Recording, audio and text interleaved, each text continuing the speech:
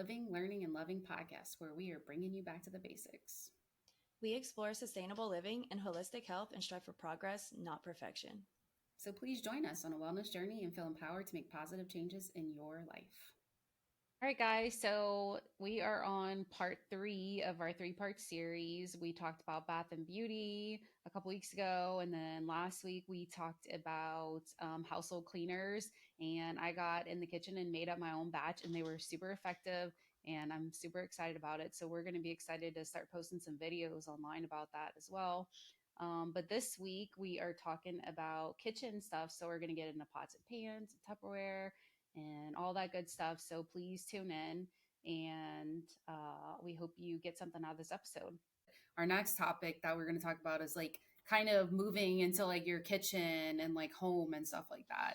I mean, like there's a lot of things in our kitchen. I mean, because kitchen, the the items that we use to put our food on and to cook with and to store food and stuff like that. I mean, that's like a big route for our next probably biggest route of absorbing things is like through eating. And so it's like very important. There's been a lot of things that have come out over time, and even like things that continue to come out about cookware and about kitchen things that are like pretty startling, because you just take for granted, you think, well, this stuff is safe because it's supposed to be like it's stuff Right, we're like eating off they of. wouldn't sell it if it wasn't safe. Like that's how we always Exactly. thought, right? But Yeah, no, like they that is wouldn't not the do case. that, and like or like we would have figured out by now, like that kind of mentality. But there's a lot of things that are bad and that like really like you should not use ever. And we're gonna kind of touch on those things that are like really big deals, and then there's some things that like are just good practice. But I think number one is like you should not be using Teflon. Like if you are using like, and I'm not going to take a big stance. Like we talked about a lot of stuff. If you want to like mess around with that stuff, like go ahead. But like if you have Teflon pans, like I believe in my Heather's humble opinion, you have to get rid of it. I agree. I think like that's one of the number one things that you should focus on getting rid of first. Yes, Those are it's highly like toxic. highly toxic. They don't hold up, and they leach the toxic stuff in your food. Like I've never seen a Teflon pan that's been used multiple times that doesn't have a scratch on it. Yeah, And that like definitely. coating is just like coming off in your food every single time you make it. And it's coming off even Yeah. if it is brand new. Like they're just made with all these horrible chemicals, stuff like petroleum chemicals, like all that stuff that's just like should not be ingested. It just shouldn't. I know, and people are always so worried about, well, like I need it to not stick, but like there's so many ways around that. Like I mean, first of all, you need to cook with oil, butter, whatever. You fry an egg, like it shouldn't stick. I mean, what do you do when you fry eggs? So Does it stick when first of you? all, like backing up, like I only use stainless steel for in like with Yeah, my I cooking. agree. I think stainless steel is the best option, Yeah, like I safest don't option. like I kind of got in a rabbit hole and like thought ceramic might be okay, and then studies have come out about what's in the glaze and what's inside like under the ceramic glaze and all those parts of it. And so like I am very anti ceramic. I don't care what brand it is. I don't care how much you spent on it. Like all these fancy brands that are really trying to like push that they're clean. It's just look at the data. You can make your own decision, but a lot of them have lead in it, in the pants and stuff like that. So I just What believe about Magnolite pots? I Since like we are haven't here in South researched. Louisiana, I have not researched Magnolite pots. I don't know. I don't cook with them, so I've never gone down that rabbit hole. I have briefly, and everything I came across said it was safe. But Yeah. in my in my soul, I feel like it probably isn't. Well, They're what made is of Magnolite aluminum, pot made of? Oh, aluminum. but Like it the whole, says even like the surface, like the cooking surface. I don't know. I don't remember. I do remember that it said something about magnesium. Like it had something that it was safe because it had something else in it Okay, so that it's made it aluminum with a safe. special magnesium alloy, which is an excellent heat conductor. I don't know. So I'll have to ask Mike, my husband. He is a metals engineer. I mean, I was under the Oh, impression that if it's aluminum, like it's a no go. But I'll ask him me about it and too. see what he says. Yeah, it sucks because I love Magnolite pots. I have them and I do use them. I want to believe they're safe, but they're probably not. And I agree that stainless steel is definitely the best way to go, the safest way to go. And Hmm. with sticking, I mean, if food sticks to the pot, to get it off, you just soak it in water. Yeah. You just soak it in water while it's still hot. You can even pour water on it, and it'll come right Hmm. off. You would think like that's common knowledge to some people, but while I was reading reviews for like stainless steel pots that I wanted to buy, a lot of people like didn't realize that. So I figured Well, I I'm would gonna mention back it. up a little bit with stainless steel pots because like the pot I like to use, which I'll link, it has like a core inside that has nickel, and like from what that like is bad, but it doesn't touch the cooking surface. And then I've talked to Mike about, is the stainless steel protective enough on its own to where you don't have to worry about the core, like does it get degraded over time, like how ceramic does and things like that. And he has indicated that the stainless steel would hold up and it wouldn't matter the core that's inside of it. So I just like go off what he says, and maybe he's just like, don't, Heather, don't don't go down another rabbit hole, Heather. We need to keep it. So who knows? But I think it's Well, okay. But I do. Yeah, I mean, most people are gonna say that stainless steel. If you like research it, that stainless steel is the safest for yeah, sure. yes. Like, But like, yeah, I mean, as far as that, so I mean, we cook like the girls eat 4 eggs a day, just them two. So we cook eggs every single day, wow. and we do it on a stainless steel pot. And like, actually, I mean, I can't say that I perfected it, but Mike has with the sticking. And it's just like, I mean, you can watch a YouTube video on it. You have to like heat the pot first, like pretty hot, but not crazy hot, and then you add your oil, and then it creates like a non-stick surface, like a Teflon pot. I mean, Uh, maybe not as good as, but that's how you do it. But like I seem to that always I've screw it heard that up, before. but Mike's really good at it. Yeah, I haven't perfected it either. I just deal with it. But I have heard that before, and I knew that I had heard a solution to that, but I couldn't remember what it was, and I think that's what it was. I mean, and I What you just find said. like, I mean, when we make eggs, we typically just wait for the pot to cool and then put it in the sink and like let it soak for a couple hours and then kind of elbow grease it a little bit. But I think also what could work really well is, whenever you're cooking and you like naturally deglaze something, like you like cook meat or whatever, and then you take the meat out, and then like maybe you're gonna cook like some shallots in there or whatever, and you'll put like lemon juice, and you kind of get that flavor, that deglaze off the pan and into Yeah, your that's what dish. I was saying. But like, yeah, you do that with like your cooked on stuff. Just deglaze the pan like with hot water or whatever. Put it in there while it's on the stove and while it's hot, and Yeah, like rub your yeah. wooden spatula or whatever on it. Yeah. Like while I cook the eggs and it's all stuck to the pot. Oh, you do We're that? done with the pot now. While it's still hot on the stove, I pour water on it. It steams up. I let it sit, and it comes right off. Oh, I never even thought, like, I mean, in my head, I was thinking you could do that, but like, I've never done it with eggs before. But maybe Yeah, tomorrow I'll try it. yeah. It's always It's tomorrow easy. with eggs. Yeah, and then like, and what I like learned from my grandma, because she always had the most beautiful, pristine, like stainless steel pots, and I like never understood until I like ruined one of them and had to clean it. But you can use baking soda in it with like a tiny bit of water, and like use your sponge or like, whatever you use to like clean your pots, and like use that to scrub it, and it's like really effective, just Awesome. baking soda or barkeeper's friend. But I don't know like specifically if it's that clean or not. But if you don't want to like go out and buy something new, baking soda is like really good for that. Yeah, baking soda is great. Very simple. So one But thing that I learned about, we kind of talked about metals and things like that, and how they can have contamination from different stuff that we're really not supposed to ingest. And like, man, like one of the big things that I really got into in the last like probably year and a half, maybe longer, is lead. And like I go really hard into lead. I know like we've kind of batted, had like, been like oppositional about lead in the past a little bit. But like one of the big things that scares me, there's this lady called Lead Safe Mama. She's on Instagram, Facebook, and she has a website. And she goes out with, it's called an XRF gun. It's like an X-ray gun that can tell you exactly what metal is in something. Um, and she like tests things. People send her things. People pay for her to go to her house. She just like uses this and publishes it. And like it's really scary, like the vintage, like Pyrex, the vintage, like Cornell cookware, like just the vintage Tupperware, like how much lead is in that stuff.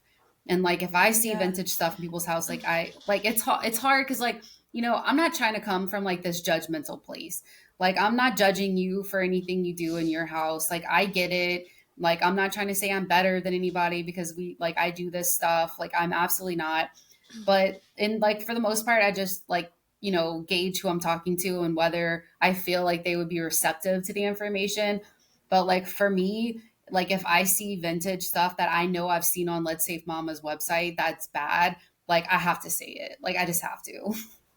Well, you want to inform people because a lot of people don't know, and a lot of people like to collect those now. Yes. And it's So cute. Like, I get it. That stuff is cute. I And like, know. and you're like, oh, it was my mom's or my grandma's, and you feel like, well, it should be kept forever. It's like a dish and it's fine. But like, a lot of that Hmm. stuff is like insane. Like, just so high And in then lead. what about the most depressing one is KitchenAid Oh, yeah, the attachments. KitchenAid I just went attachments. out and finally got me a KitchenAid and I was so excited. And then let's say if mama comes out and says the attachments have lead in them, and KitchenAid like didn't really recognize the issue, and they were like, well, we have the stainless steel attachments available and they're $100. So you just Yeah. spent like $300 on the KitchenAid, so now you need to go spend another 100 to get the stainless steel attachments. Otherwise, if your attachments start to chip or whatever, you can get Hmm. lead in your food. Yeah. Yeah, and I mean, like, there's like kids and stuff have gotten poisoned by lead. Like, it's a fact. Like, there's kids out there that have lifelong disabilities because of lead consumption that they got from somewhere. Like, so I just like, there's lead can be in a lot of different things, but when we talk about vintage things like like 1980 kind of stuff, like, you just have to be like very careful whether it's cookware, toys, books, I even just like, wouldn't even do it. no. I mean, I mean, I yeah, know it has a lot of you just have to sentimental be really value to careful. people, or Like, if yeah, you're or going to like keep collect that it but stuff, don't use it. yeah, you can collect it and like put it in like a hutch or whatever and display it, but like, you just like really should not be eating off of those surfaces. I Definitely. like, so interestingly, when I started following, so this must have been in 2021 or 2020 when I got into this whole lead discussion. And we were moving into a new house and I got paranoid about um the tile we were going to use and like cutting it and having lead dust in the air and stuff like that. And so we rented an XRF gun like that because I used to be an environmental consultant, so I like know how to get that stuff. I knew what company to call that has it Wow. as a rental. And so we rented one and I like tested a bunch of random stuff. I tested the floors and the tile like I wanted to, but I also like grabbed some stuff from the kitchen and just like went for it, because I had it. Why not? And I had these little bowls from my Mama Jean, and she used to feed her dog out of the bowl, like water and food. And I had started feeding my cat with it as, just like this little memento. And I randomly tested that, and it was like screaming high in lead. And I was like, oh my Oh my God. God. And I was like feeding our pets with it, and she was feeding her dog with it. And so, like, Wow. I saw my mom just moved and I saw she had two of those bowls. And I was like, Mom, you've got to like I'm sorry, like, we're throwing them out. I'm sorry. I'm sorry. So, That's I mean, crazy. it's crazy. But like, the other thing is like, you see it in a lot of people's kitchens is like Tupperware containers and like plastic containers and stuff.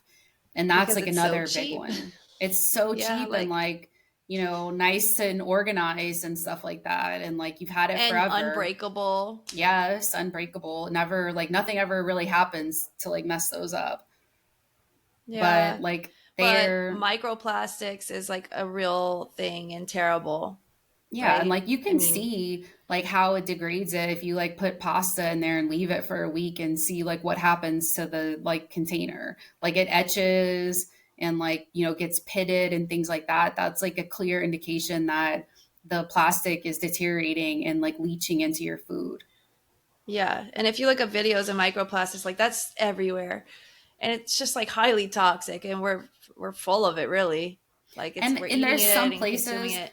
there's some places that we like won't really be able to get rid of it, you know, like realistically when you think about the things you use, like if you use like a tube of toothpaste, like unless you're gonna like make your own toothpaste, you're still gonna have plastics. And honestly, even if you do that, you're still gonna Yeah. buy it from someone who's storing it in plastic. Like there is no way of like getting out of plastics in our daily lives. It's not gonna be possible. I'm not even gonna try to go there. But where you can Yeah. minimize it in some way is like where you have to just try. Like drinking out of Yeah. plastic water bottles and stuff, that's like another one. Like drinking water is a whole nother like kind of complex discussion that we'll have another day. But I would definitely for this Yeah. podcast say to try to drink from like stainless, if it's water, stainless, and then or like glass. Like I have like a glass like tumbler. It's called Elo. It's from Target, and I use that to hold water. But Yeah. um, but definitely not plastic. Water bottles are really bad. I saw something on the news recently about how they're discovering that water bottles like really leach out a lot of plastics over time, especially like, when you think about these warehouses holding this stuff, you know? They have these warehouse, like the water bottles a lot of times are like sitting out in the sun, and Yeah, I think I saw a baking. study.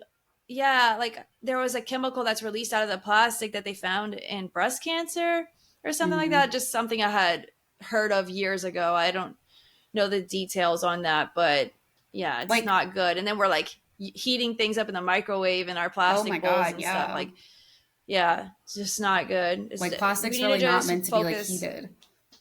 Yeah, and I mean it's okay. Like, just if it's breakable, it's glass. Like, there's ways around it. Like, I mean, just you'll have to like buy more. I I don't know. know, like more affordable. I like break these like probably every 6 months. Like I'm not gonna lie, I'm not Yeah. perfect. Like I break them. Yeah, I But I mean, mean, it I'm is what not it gonna is. start drinking from like plastic, and I really don't love drinking out of stainless steel either. Like so, just drink out of glass. Well, and then the money, if you stop using napkins, the money you save from that can go towards all the glass dishware you're breaking, nothing to replace. That's so much. That's so funny. Another thing that I don't mess with is Ziploc bags. Like, I mean, I kind of do, but there was a new study that was just released about how they have PFAS, like forever chemicals, BPA's and stuff in Ziploc bags. And I Yeah, think I heard that actually the any kind of name like, brand Ziploc is the cleanest out of all of them. But if you're getting like oh, the like store brand stuff, then they have more than the Ziploc brand. like even well, I heard that even like any plastic that's soft and pliable, like the Yeah. water bottles or Ziploc bags, are going to be full of BPA's. Hmm. That you would prefer to use Like hard the hard plastic. stuff. That, Yeah. yeah, BPA's are in everything, like even receipt paper. Oh yeah, I But know that's receipts. terrible. So it's Yeah. like it's again, it's like we're not going to be able to get out of it everywhere. So like little changes that you can make will make it at least a little bit better. Yeah, to So reduce the toxic load, right? Like you could easily say, yeah, we can't escape all of the toxins in the world, so why try? No, we can't, but we can definitely reduce it a mhm, lot and improve our chances of better health. You know what I'm yeah, saying? Like, and it's proven that it helps and makes a difference. There's people living really healthy, fruitful lives by making these changes. So we yeah. just need to reduce the toxin load as much as possible. Yeah, and you have to keep in mind like plastics are like a petroleum chemical based product. You know, they refine oil down to all these chemicals and put more chemicals in. And like, I mean, I don't know like what the constituents are besides that, but it's like, it's not good stuff. I mean, like, I used to work at a refinery. I know the kind of chemicals that are there. Like, it's Yeah, just it's like, awful. I know plastic is like the biggest thing, like this huge accomplishment, like the human, you know, our like lifetime, not our lifetime, but just like humans in general, that we made this material that is, I mean, it's just in everything because it's like this superior material. I get it. But it's just, unfortunately, is just not good for our health.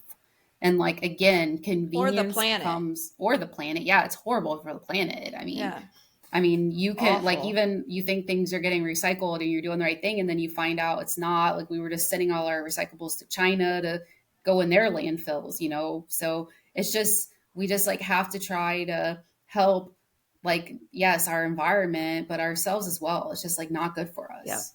Like And like, Yeah. I think as time goes on, there's going to be more and more studies to prove that.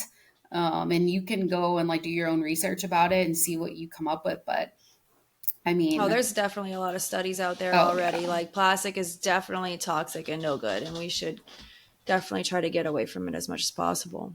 Yeah, and I But just use like Pyrex. Like I buy the Pyrex yeah, containers, like storage containers for like my leftovers and stuff. And it has plastic lids. I mean, it's not perfect, but at least, I don't put the plastic lid in the microwave. I don't expose it to heat. I do put it in the dishwasher at the top rack, but it doesn't really like touch the food. I'm sure like it off gases, but yeah, like I'm not getting into that level of stuff. That's yeah. crazy. We can't do it perfectly. Like No, we'd have to just go live in it's not caves and possible. be cavemen. And then like sometimes like the plastic tops break and then you're like, well, what the hell am I going to do with this Pyrex dish now that's for storage? And like I found these cool like silicone like toppers that you can buy and like stretch over. It kind of looks like a shower cap. And like you can do that. They Like, even have like those silicone reusable Ziploc bags. Well, they're not Ziploc, oh but yeah, like the storage stashers. bags. Yeah. Yeah, I wanted to get into those. Yeah, and like I mean there's some negative stuff about silicone too, but one step at a time. Yeah. And then also like I found the it's like beeswax fabric that you can buy, and like Oh, yeah, you were it's like showing really me that. cool. Yeah, like you can make it too. Like I'm gonna make it at some point in my life. I don't know, I say that, but maybe I will never make it. But it's like fabric that they poured beeswax on, and you can like mold it down over like a bowl or whatever and store it that way. And then whenever you're done, you just like rinse it. You can't put in the dishwasher, obviously, because beeswax is gonna melt off. But I have some that I bought, and I like had a half a cabbage and I like put it under the cabbage and like molded it on it, and it's like storing it perfectly. And it's just Nice. beeswax. And like if you were to Yeah. do it yourself, like literally all you have to do is like cut some fabric and like pour beeswax on it. Like it's super easy. It's like as simple as, well, I mean, there's like you have to hang it up after and stuff, but that's all you really have to do. But like another thing, and like getting back to like the dishware and stuff, is like a lot of baby stuff is like geared towards plastics. Yes. Like they're like plastic bottles are very common. I mean, it's like almost like exclusive. Like there's only a few manufacturers of like glass bottles, because you worry like, well, it's my baby and it's glass, like babies and glass don't mix. What But did you use? well, this was prior. I mean, this wasn't really into like, not, I didn't feel the same way I did then as I do now. I used plastic bottles back Yeah. then, but if I had a baby now, which I'm absolutely not having a baby now, then I would do glass. But then glass, there's been some recalls with baby bottles that had lead like on the outside of the glass. Really? So there's, yeah, like like Like like why? if you have a glass container, okay, dish, Pyrex bowl, whatever, and if it has like painted markings on the outside, like the measurements on a Pyrex measuring dish, Uh, that's lead paint. okay, I Because was it's like, like why would glass have lead on the outside? But that makes sense if it's it's paint any or like like on. if you see like like painted markings on glass, you have to be careful that it's not lead. Like, how is And that even so legal? Like, we're not even supposed to put lead paint in our houses anymore, but they allow it on stuff that we put our food in? I know What? it's kind of crazy. And then the thing is, you would say, well, it doesn't matter. It's not on the eating surface. And I get that too. But like if you're putting these You're in touching your it? dishwasher, in your sink, and like washing it together, like those, if you go look, like I know everybody has the Pyrex glass measuring bowl at home, right? I know everybody does, like a measuring cup. Go look at it and Oh, look at the yeah, I have markings at the one. paint, and it's going to be all chipped off because it's been chipping Yeah. forever. And like if you put a bowl, like if you rest them inside of each other, it's chipping off inside of the bottom. And if you're not rinsing it every time you take it out of the counter, out of the cabinet, you're probably ingesting small particles of lead, you know? Well, right. And I And mean, if lead paint isn't safe for our walls, then why would it be safe on the outside of our dishes?